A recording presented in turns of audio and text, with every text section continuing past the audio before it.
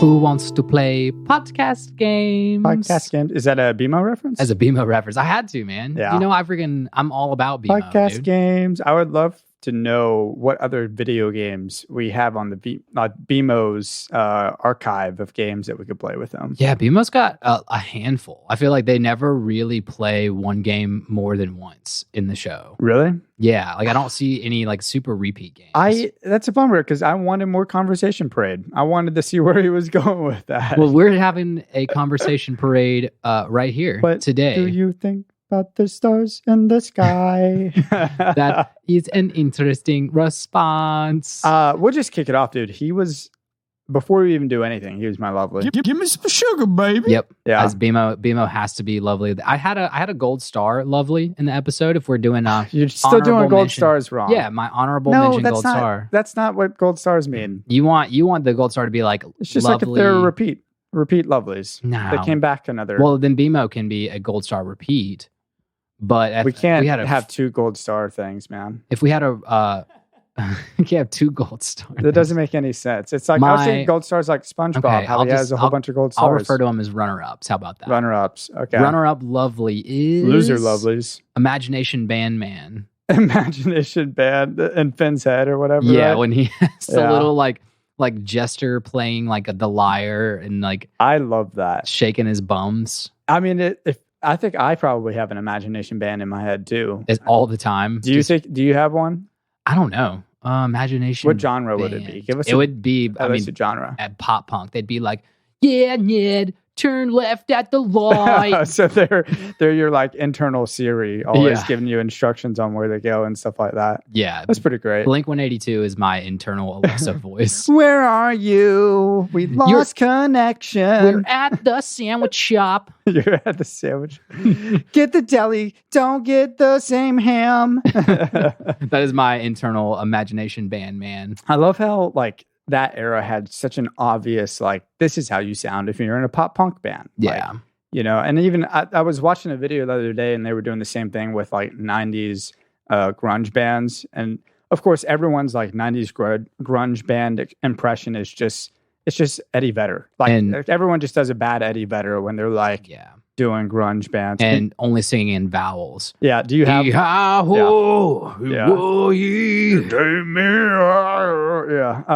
Anyways, enough of that terrible That's enough. noise. So we are talking about Rainy Day Daydream. Who was this? Do you have the notes on who this was written by? Yeah, so this one is this is awesome. This one was storyboarded by Pendleton Ward and only him. It was their first and I think only episode of season 1 that was storyboard and written by one person.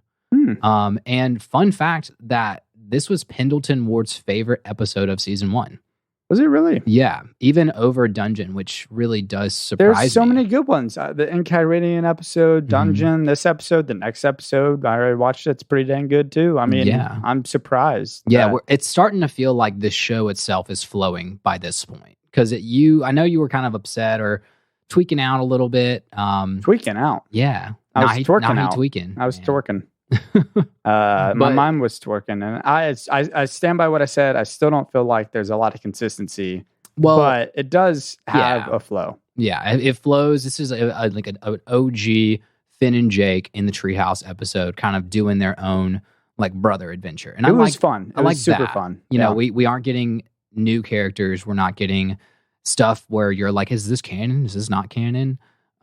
Which I think is nice to just kind of get more of like how Finn and Jake interact with each other. Yeah, just a good adventure within the treehouse. Yeah, definitely. And showing that like they do like bomb adventures when they're just hanging. You know. Yeah, and this was funny because it was like an adventure of nothing. You know, they imagined it all. You know, or whatever. So was Penn Ward like the only person like the big credit for this, or was there anything else? I mean, it was the same like director as always, and like, you know, but I think written and storyboarded is kind of the big part of these episodes is like. So we'll focus on that in the intros. Cool. Yeah, like in the intros, I mean, we can give shout out where credit's due, and I think this one Pendleton Ward had his hand on it pretty closely.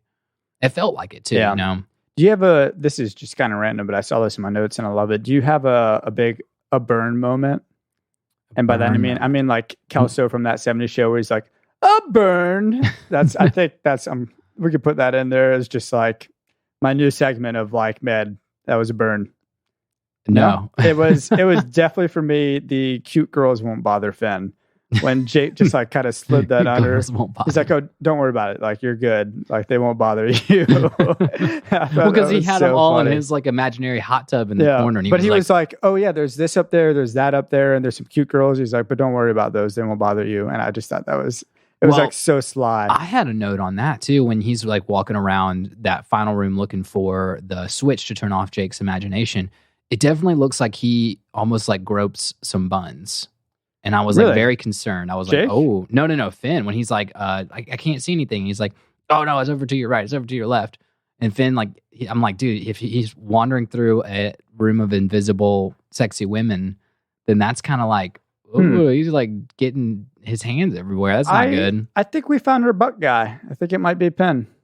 And Penn's the butt guy, maybe. I mean, it is his show, and there's a butt thing in every episode. Yeah. So, but the funny one, allegedly, in Finn's imagination, you see each like thing that came up in his imagination. It was like the band man, the weird like jungle bee had a little like moment where he rubbed his butt on Finn's face. Sexy character of the show, the fairy. Oh, the fairy, and then she pushes the button with her butt. Her big like Kim K donk, dude.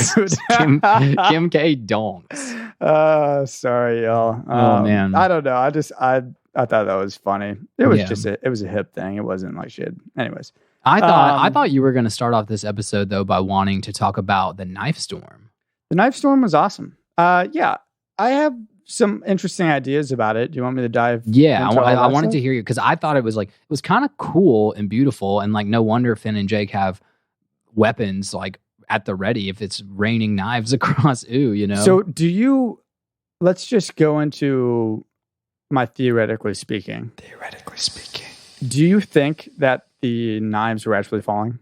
Yeah, I do. You think there was an actual knife storm? I do, because I feel like they can both see them, and like Jake didn't even mention imagination until it started raining, because they were like, we're going to do backflips and go, destroy some goblins. Yeah, but I think my idea was that Finn was in just one of those moods that we all get in when we're like, yeah, let's go. I'm going to be so productive. And then all of a sudden you're just like, I don't know. Like I need an excuse. And the excuse was like an imagination day. But Finn didn't want to admit that he is like not like that. He doesn't want to be too young. He doesn't want to be a little kid anymore. He doesn't want to be imagining or whatever. So he's like the entire time just portraying it as Jake's thing. Like, oh, you're imagining this stuff sort of a thing. And so in my mind, the knife storm, it didn't seem like it was really, or my thought was it wasn't really there for two reasons. The first reason was the steel umbrella. When Jake imagines a steel umbrella over the bridge, it stops the knives from hitting them entirely. And also Finn, this is, I guess, the third reason. Finn goes, "Well, I've never seen a knife storm before, so this is a new occurrence." And then the third reason is death by snakes. And so from the Riddler or whatever it was, the Riddle Master throws a bunch of snakes, and then also Jake gives off a great like Scooby-Doo laugh or whatever, for, like a Riddle Master,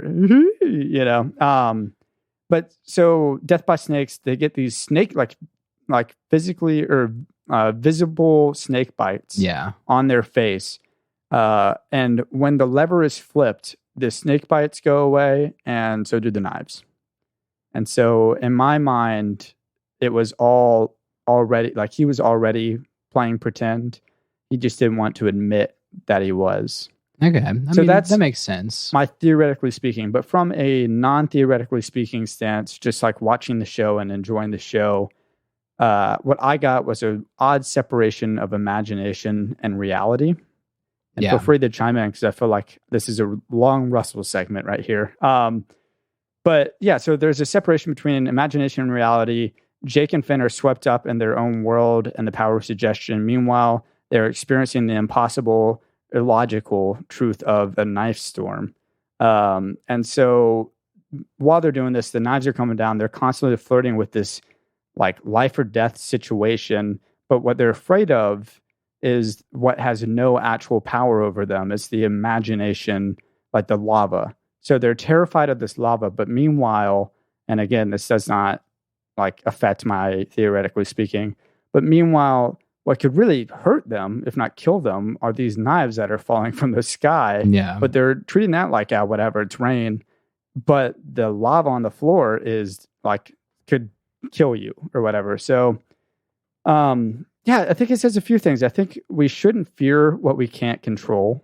And the mind is incredibly powerful. Yeah. I mean, I think that was what they were going for a little bit with the like lesson of the episode, is that like your imagination's still a powerful thing, still a fun thing.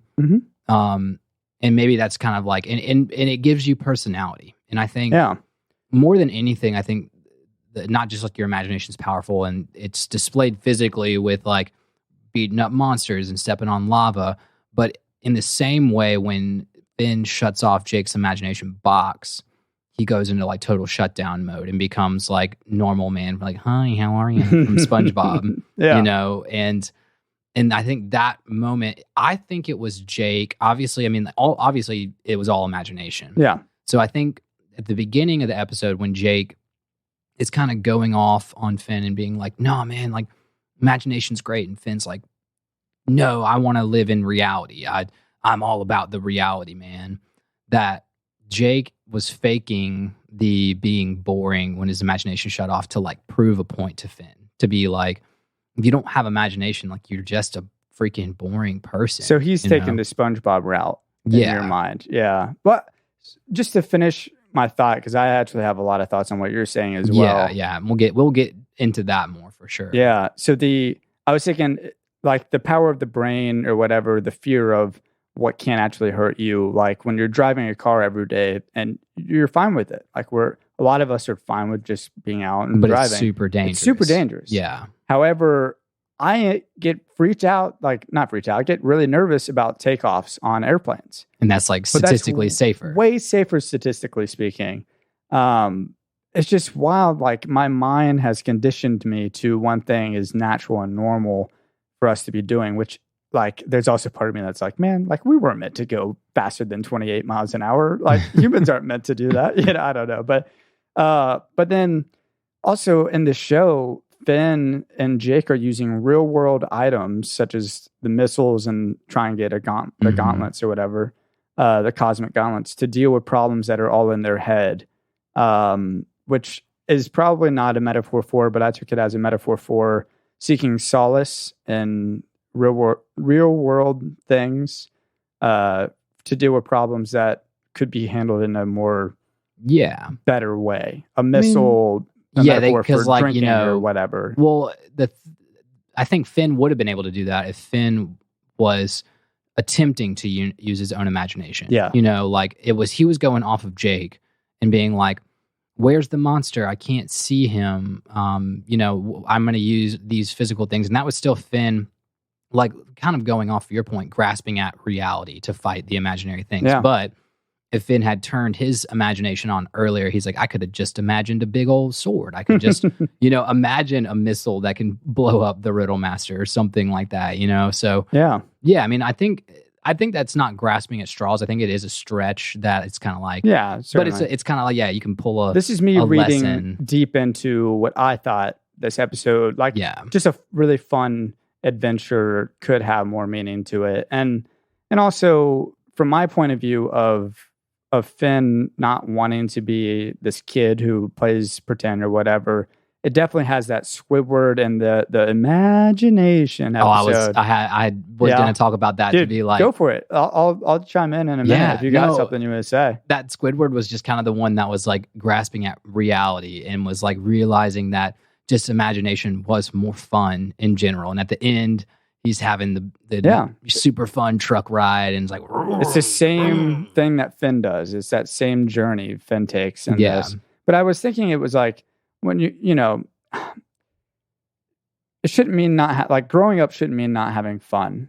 like not using your imagination. And so my thought was Finn doesn't want to be that, so he's projecting it all on Jake.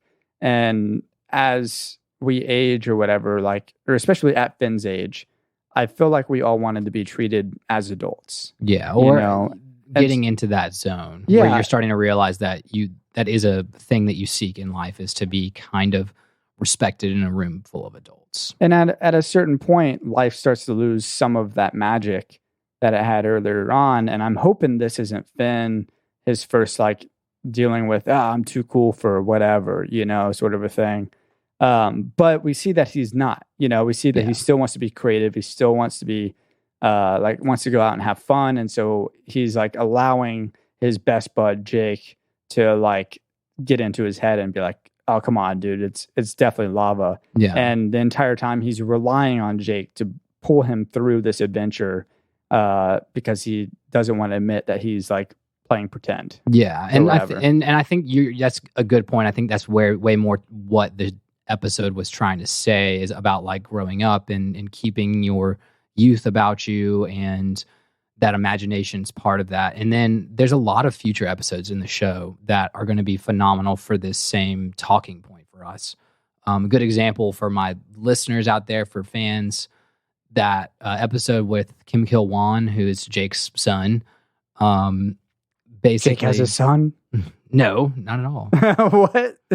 Who with? super busy businessman type personality. And that's almost this common theme throughout the show, is the more businessy and what we consider a grown-up you are, the lamer and even less powerful you are in the land of ooh. Interesting. Well, what's fascinating too about our lives is, as we get older, I feel like that imagination, that childlike wonder, becomes creativity. It goes away from being imagination and play, and it becomes let me try and channel that childlike stream of consciousness, or imagine to create something, or my imagination to create something incredible, This podcast is a lot of using our creative sides of our minds that we're not, thunder, that we're not, I wonder if that comes up on the podcast later. No. That we're not, it's also super sunny out anyways, that we're not using every day, sort of a thing. And so I don't know. And it's interesting too, I don't want Finn to lose that. I think back to that age and the fond memories that I have of, we were playing pretend all the time, man. I'm sure you were too. Yeah, I was going to ask you, what was your best, either group of buddies or best pretend thing that you did growing up?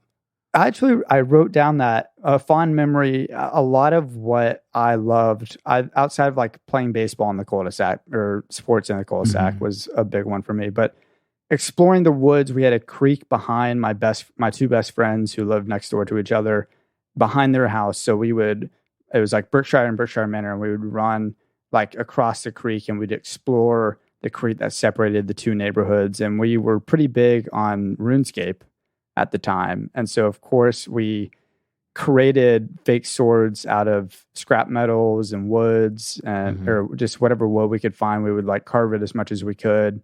And then we would have these fake, basically LARPing, I guess, but we thought it was cool because we were crafting them, woodworking or whatever. I think every kid had that experience though, with fake wars, I just love in that. The woods. I know, I miss it, man. We used to have some buddies that owned a pretty large farm for being close to a big city, with a pond and fields and a bamboo forest on one part, and they had a pool. And so almost every Sunday afternoon we'd be out of their house, either playing fake war inside, fake war outside, building bamboo forts and digging holes, or playing fake submarine diver imagination in the pool and all that stuff. And I was like, dang, those are some of the best life childhood memories. Was we would just be out there for 6-7 hours. Yeah.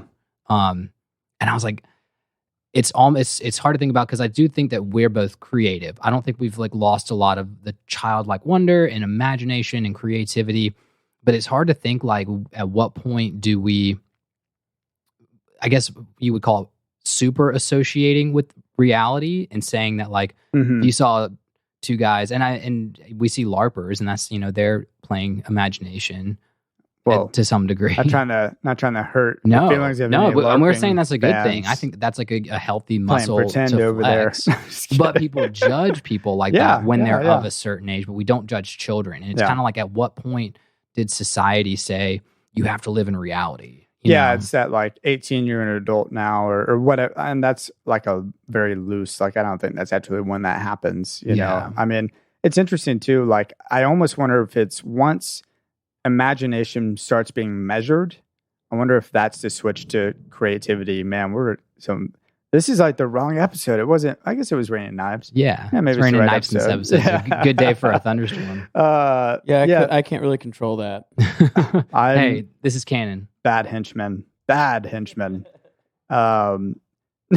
wonder, but I wonder if it's like the measurement of imagination turning into creativity becomes like that flip of, we're doing this for a purpose instead of like doing this just because who cares if it's good, if it's bad. Like if we're bad at creating on this podcast, then it's not interesting and people aren't listening, you know? And then, you know, so I think there's a little bit of that. There's a little bit of like, can I do this for a living thing? Not necessarily us, but like songwriters or whatever, you know, they're having to use their creativity to create songs. But if their songs aren't being listened to, if they're not measuring up to what they need to measure up to, then they're not able to do it for a living. Yeah. And I mean, I can take that even from the business perspective, that like you have somebody that's not very imaginative, not very creative. Even in business, you have to play out imaginary scenarios in your head and figure out what your decisions can hypothetically do, what you would hypothetically do in situations in a business environment. And so I think having a imagination zone that you can flex that imagination muscle is a super valuable thing, because you can just be like, I can play out fake scenarios in my head as if they would happen and think about all the hypotheticals and think about the imaginary bazooka goblins that are going to come up and how I'm going to defeat them, you know, like. Yeah.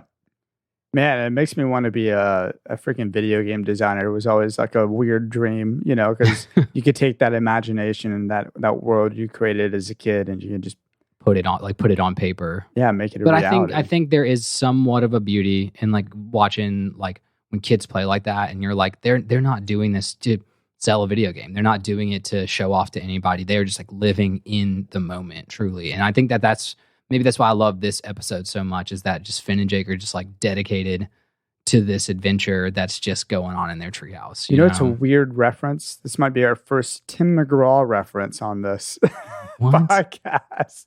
I think Tim McGraw had a song that came out when we were younger about Winnie the Pooh, and it was about rediscovering the magic of Winnie. And this could be a different artist, who knows? I don't know. But rediscovering the magic of Winnie the Pooh with his kids. So I'm relating this in that, like, one day the imagination comes back and that you're playing pretend with the next generation or whatever, you know? And I think that could or would be a really cool moment one day. I'm so pumped for that, man. But I definitely miss just playing pretend. We need to have a big old boys' night sleepover.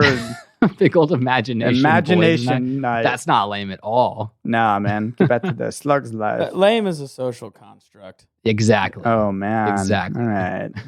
Well, let's take a quick love. breather. I know Russell's got some handful of more deep notes on this, and I've got a couple of fun little facts and little tidbits that I found in this episode. So we're going to give you guys a quick breather. Go potty. Go play imagination. Do whatever you need to do. Yeah, I'm going to figure out that fairy, Kim K. Fairy's name. Yeah. I think it's probably Big Booty Fairy. We'll see. We'll come back and let y'all know.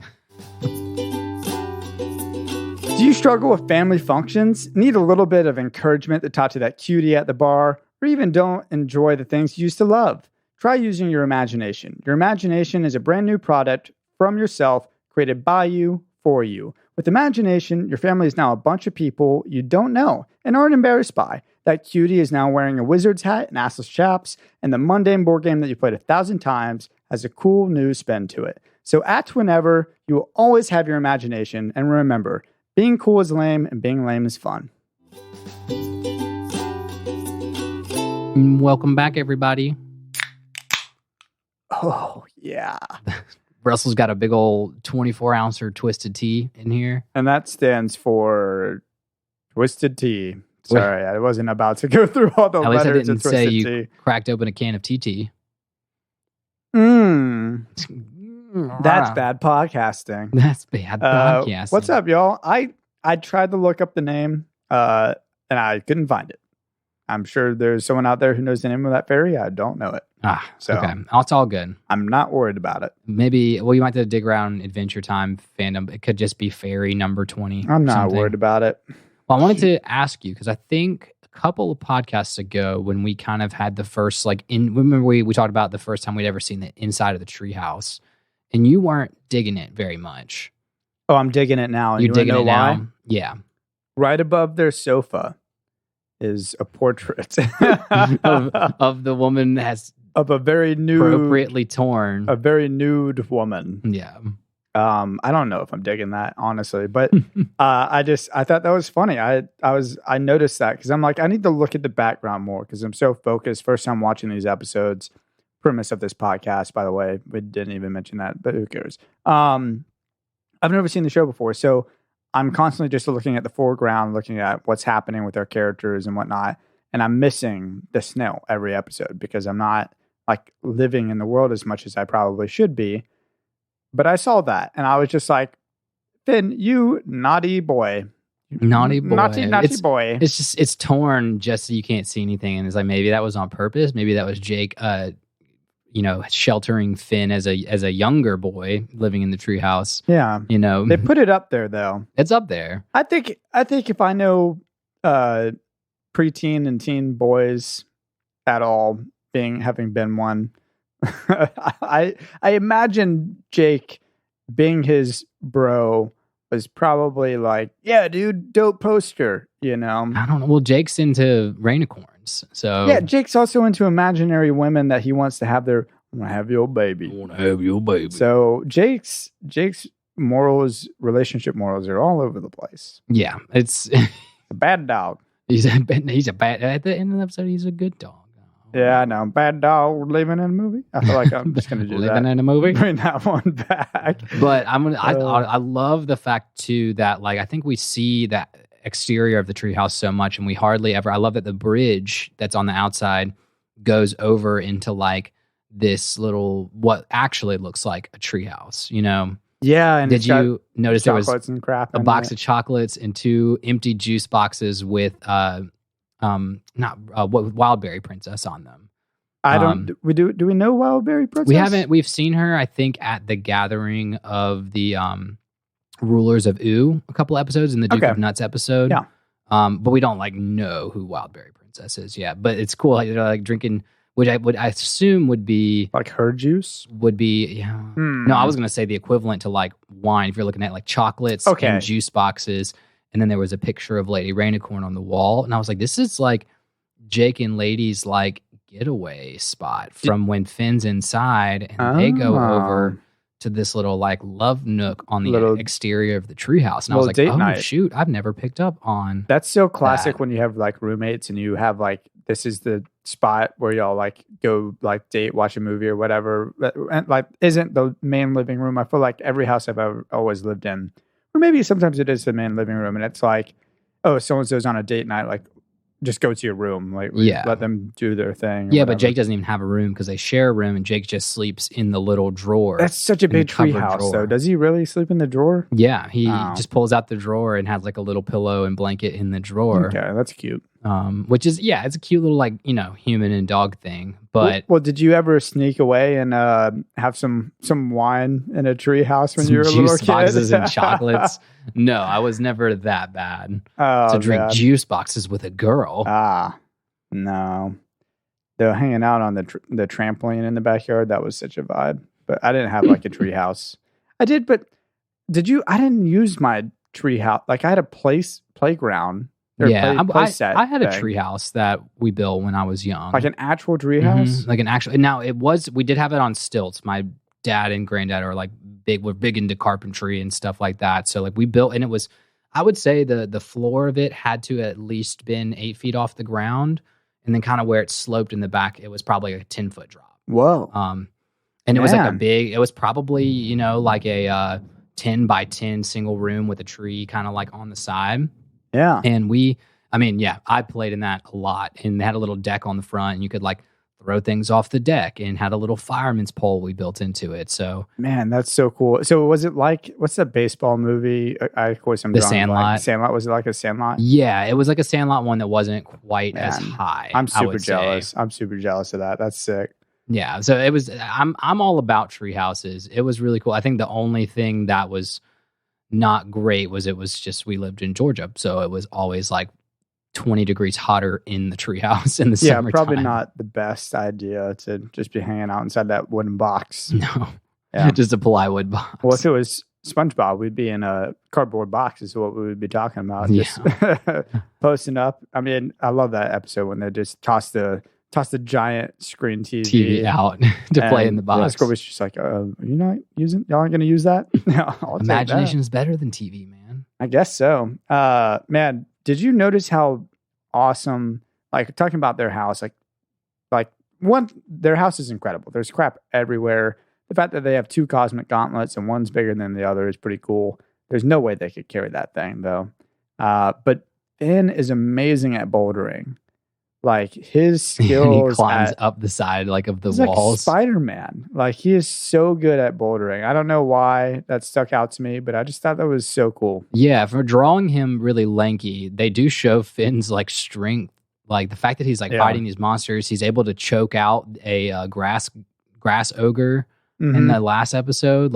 Yeah, and that thing was not weak. Was not weak. By any so means. we got Finn having some obscure 12-year-old human strength here too. Yeah. Is there anything else about the treehouse that you wanted to point out? Well, I think that it's great you pointed out it's almost like their loot house, that all the adventures they go on, they've got missiles and cosmic gauntlets and swords, and it's just like the ultimate hang. Yeah, there's no banking system in Ooh, I guess, or they haven't figured that out yet. Yeah, the King of Ooh comes up later, and I think he tries to make Ooh very boring and centralized and have a banking system. Boring, lack of imagination, like Jake was. Yeah, I mean a little bit. King of Ooh is a crazy, weird character, but it's way more in wanting to set up a government, how governments actually are, not just interesting. Random kingdoms with princesses and stuff like that. Man, did you notice what was the worst part about this episode? Ooh, I mean, I would say the worst part would have to have been when they were fighting the big invisible what do they call it? A golem or a troll? A big invisible troll. Yeah. You didn't like that one? No, I mean it was just kind of I wish we'd gone more on that because that seemed like the ultimate antagonist of the episode. Yeah, and we didn't really go. But besides, Jake spirals yeah. around, and then Finn just hits the switch. I guess the climax of the episode is the flipping the switch and then having to deal with the ramifications of Jake being lame all of a sudden and not having his imagination anymore, and then Finn having to use his own. Would you say that what you're saying is anticlimactic? Or no, I liked it. I thought it was just they flip the switch and it's over, and then it's boom, one final plot twist sort of a thing. And then Jake was funny. I mean, when he was doing that normal guy voice and playing a single note on the viola, definitely playing. I was like, is he playing the brown note? Are we playing the brown note right now? Is that what's happening? No, I thought that was actually a pretty cool moment. But Jake does imagine, I think it's in that same area, Jake imagines the worst thing ever. He imagines his mom naked. And I was going to ask if you could imagine anything worse than that. I don't know. I'm probably so. But you're imagining. No, don't even that. I thought about asking that question. I was like, let's just not go down this road of what's the worst thing you could possibly imagine, Russell? This is trying to attempt to be PG podcast. So no, this isn't. We have no official rating for this podcast. There's no money is coming in, tying us down, making us be any sort of rating. The only thing that's keeping us from cursing more often is just that we don't really curse that often. Respect. But also, I think it's silly I'm trying not to filter anymore. I'm tired of that. Boring. It's boring. Trying to filter it. It's come on, Ned. Quit being a dad. Disrespectful. Quit being a dad. Not trying to be disrespectful. Someone's holding your back. No. Who's holding your back? Is it yourself? Is it your imagination? Well, I want to hit you with a couple of facts. This one didn't have too many like crazy facts in this episode, but we're going to get some Nettie's factoids in here. Lay it on me. So one of them was that Nettie's factoids.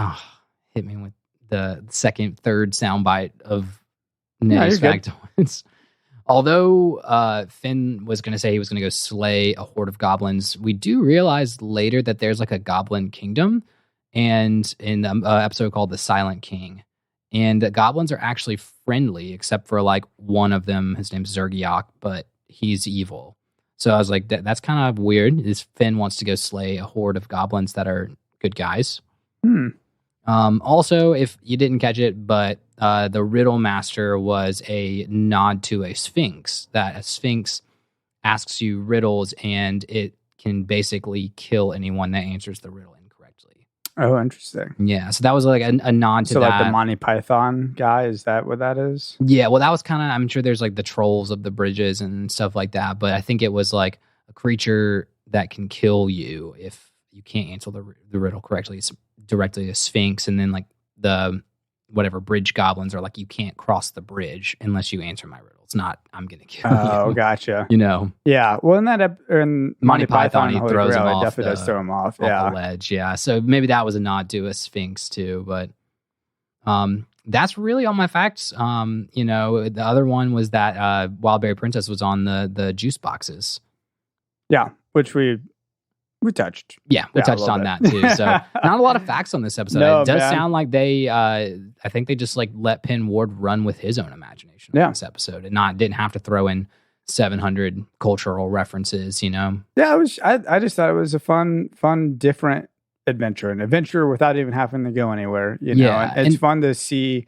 It might be the first episode where we just sit in the treehouse the whole time. Yeah, so we got to see the layout, and we got to see what all they do in their downtime when they're not adventuring. Yeah, I'm glad you liked this one, because there's definitely a handful of episodes coming up, like in later seasons, that the premise is it's kind of like this is either an episode where it doesn't have a lot of characters. We're really going to hyper focus on one character and do a micro adventure, or a what's going on when we're not adventuring. Like, who are we playing games? And I think one of my favorite episodes, if I haven't already said it on the podcast, is Card Wars, where they just play a Magic the Gathering, Yu-Gi-Oh style game in the house. Yeah, I'm excited for that one. I love that episode, And so I love that you love the simplistic kind of... Yeah, you need it. You can't be an adventure every time. One of my biggest complaints about even One Piece is so long, but I feel like so often you're in the middle of a conflict, and I need to not have conflict every episode.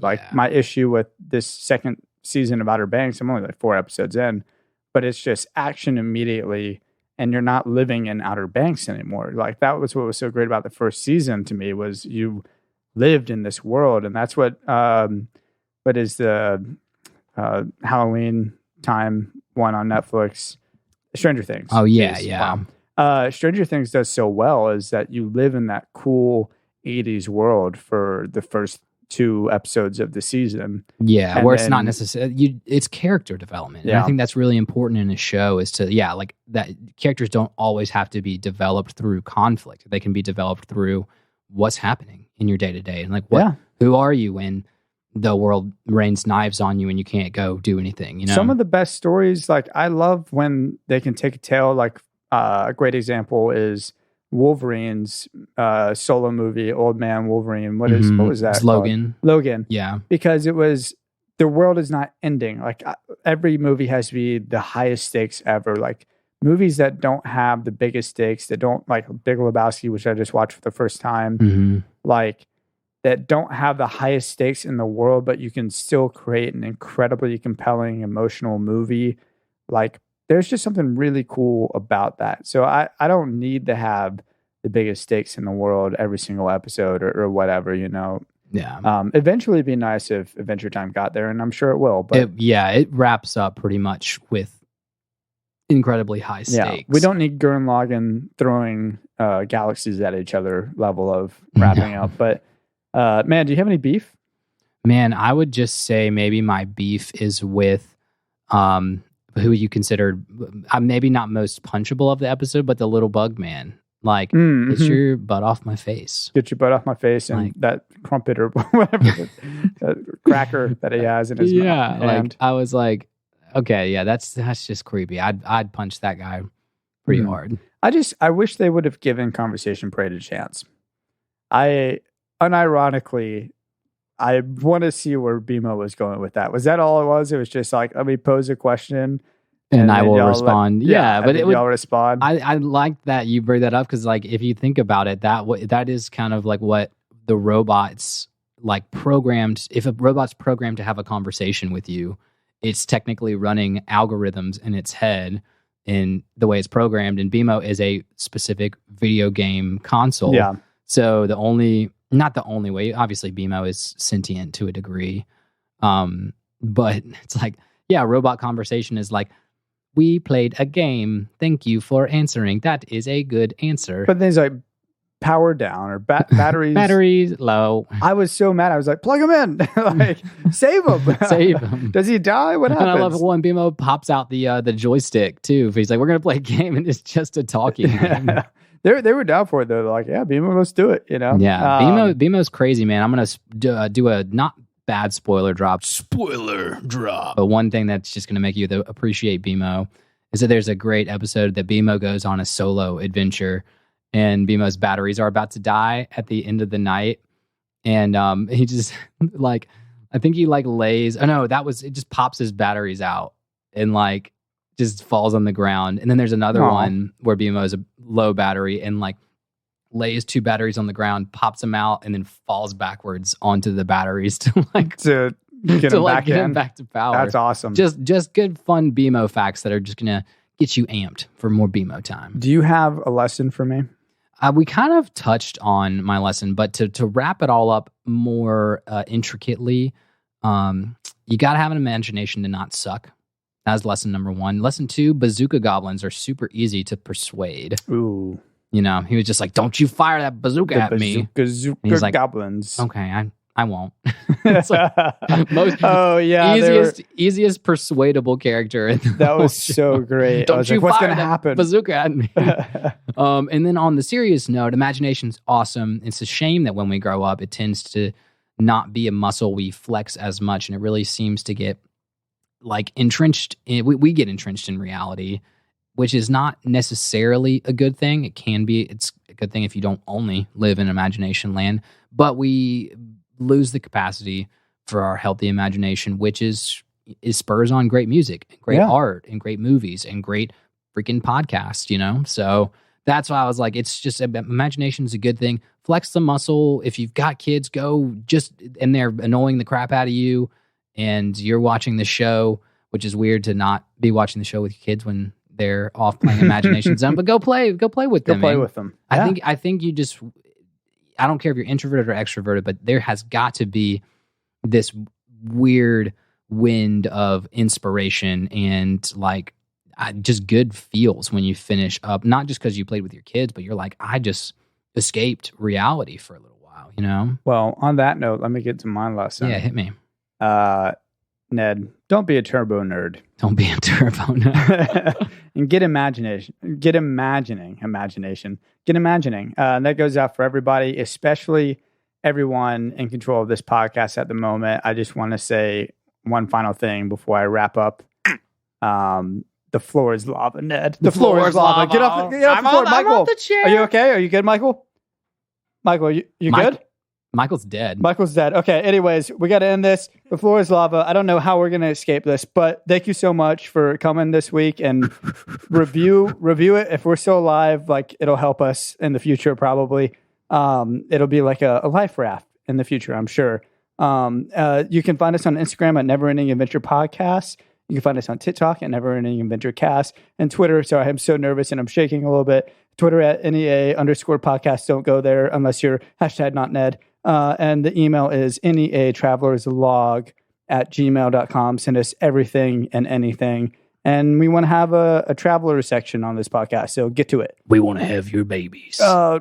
Ned, how can you be joking around? The floor is lava. I got a great guys. I got a great raft. Loved you guys.